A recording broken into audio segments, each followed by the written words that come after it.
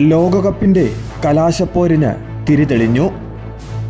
സ്റ്റേഡെ ഫ്രാൻസിൽ ആർത്തിരമ്പുന്ന 80,000-ലധികം കാണികളുടെ മുന്നിൽ സിദാൻ പട ബൂട്ടുകെട്ടി.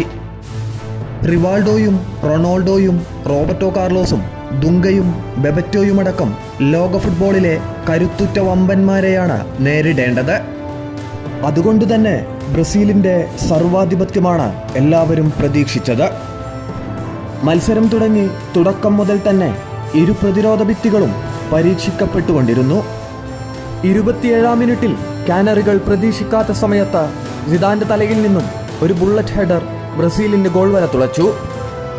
ആദ്യ ഗോൾ വന്ന് 20 മിനിറ്റ് കഴിയും മുൻപ് സിദാന്റെ തലയിൽ നിന്നും ബ്രസീലിന്റെ വലയിൽ 45-ാം മിനിറ്റിൽ ഫ്രാൻസ് രണ്ടാം ഗോൾ നേടി. രണ്ടാം പകുതിയിൽ ഗോൾ തിരിച്ചടിക്കാനുള്ള ബ്രസീലിന്റെ ആക്രമണങ്ങൾ. കാനറികളുടെ ആക്രമണങ്ങൾക്ക് മുന്നിൽ ഫ്രഞ്ച് പ്രതിരോധം അചഞ്ചലമായി നിലകൊള്ളുന്ന കോട്ട കണക്കെ ഉറച്ചുനിന്നു. അതിനിടെ 67-ാം മിനിറ്റിൽ ഫ്രഞ്ച് പ്രതിരോധ പടയാളി മാർസൽ ഡിസൈലി ചുവപ്പുകാർഡ് കണ്ട് പുറത്തായി.